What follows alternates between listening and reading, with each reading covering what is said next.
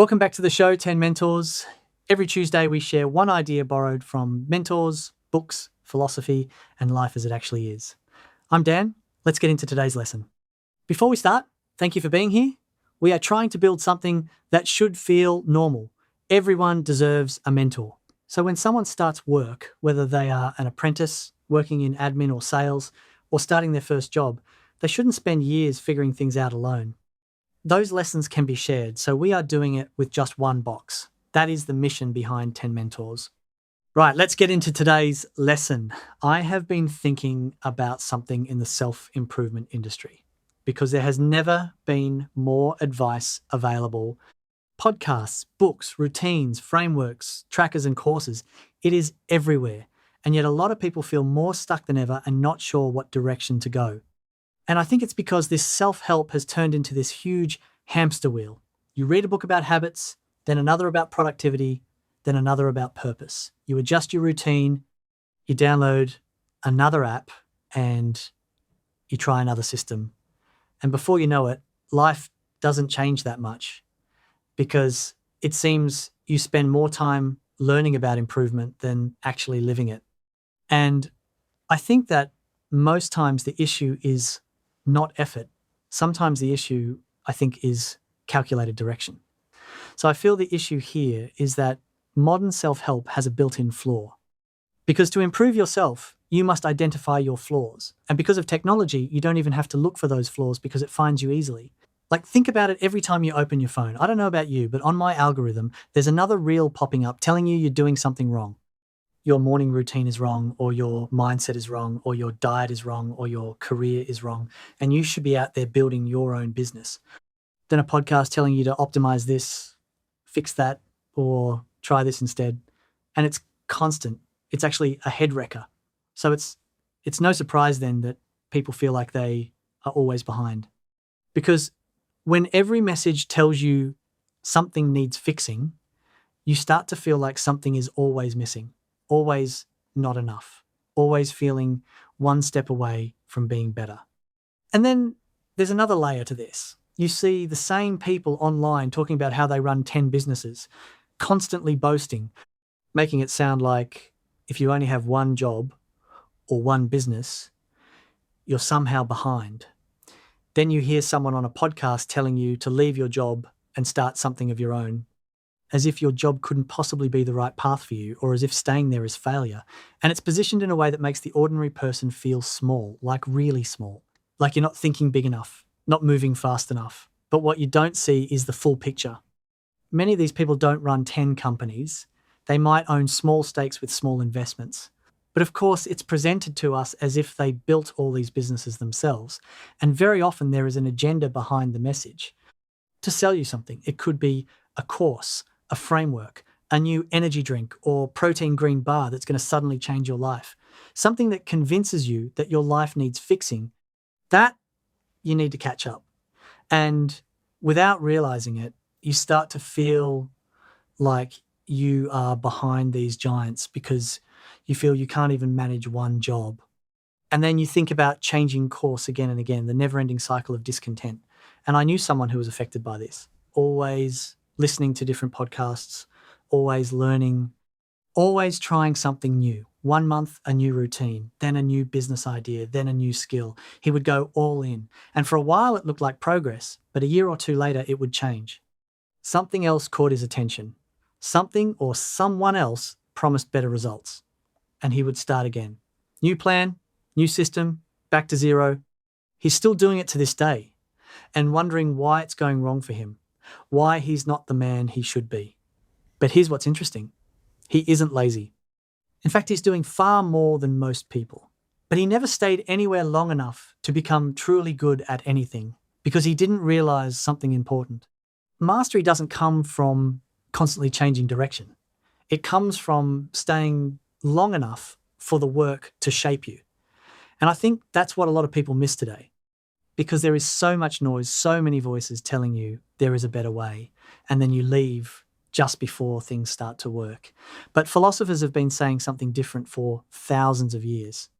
I'll take Seneca, for example. For the Stoics, improvement was never about optimization. It was about character. Like, can you stay calm under pressure? Can you act with integrity? Can you control your reactions? That was the work. Not endless routines, not constant reinvention, just practicing how to live well every day. And you can build that through your work by showing up, by doing things properly. And I want you to zoom in for a moment because you see the same pattern in the greatest of artists as well. Like, think of your favorite icons you love. They spend decades refining one craft. They're not chasing something new, but going deeper into the same work. And in doing that, they are shaping who they become. And then you have thinkers like Confucius, who took it one step further. He believed improvement wasn't really about you at all. It was about how you show up for other people, your relationships, your work, your role in society, your family. Not becoming the best version of yourself, but becoming someone others can rely on. And when you combine those ideas, something becomes very clear that real improvement isn't something separate from your life. It happens through it, through your work, through your responsibilities, through the way you show up every day. Which brings me back to the story from Japan. There is a documentary called Jiro Dreams of Sushi and Jiro Ono. Ted did a podcast last year on him, so I'll link it below. Well, for those that don't know him, his restaurant sits in a subway station in Tokyo, small and simple, and yet it became one of the most respected restaurants in the world. Not because he kept changing direction, but because he didn't. And that's the magic there. He made sushi every day for decades, and he approached it like a craft, day after day, year after year, learning something simple and doing it better each year. But here's what's easy to miss. He wasn't just improving sushi, he was improving himself. Because when you stay with something long enough, the work starts shaping your character. You learn patience, consistency, you learn to show up on days you don't feel like it. You learn attention to detail. You learn pride in doing something well, even when no one is watching. That's where resilience is built. That's where discipline is built. That's where real confidence comes from. Not from starting something new, but from staying long enough to become someone different through the work. Mastery isn't just about what you do. It's about who you become while doing it. And I've seen this in real life. My partner has worked in the same company for more than 20 years, not because she stayed comfortable, because she kept building her specific craft.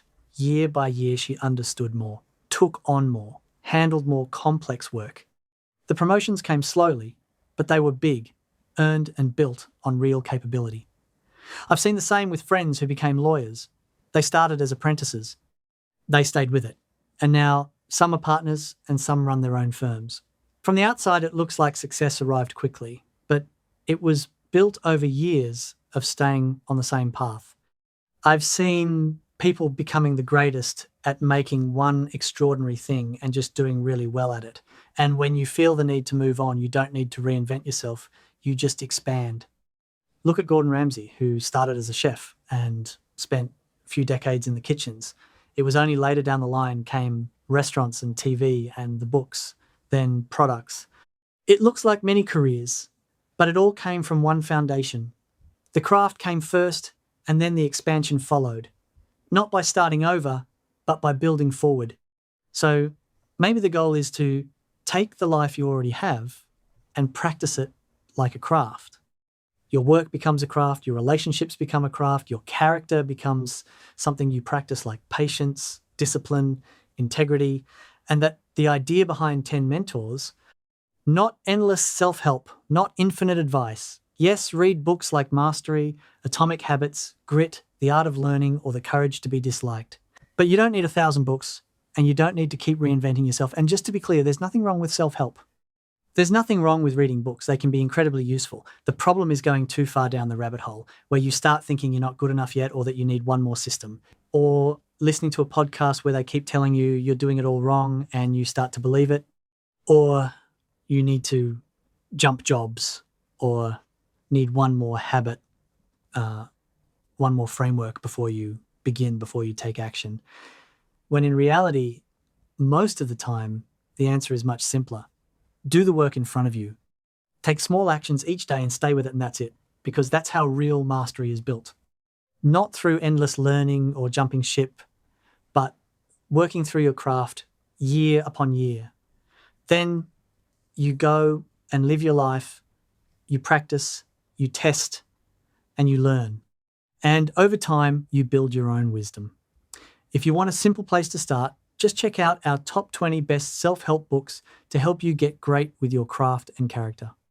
That's more than enough. Read them, take what matters, apply it, and then get on with your life.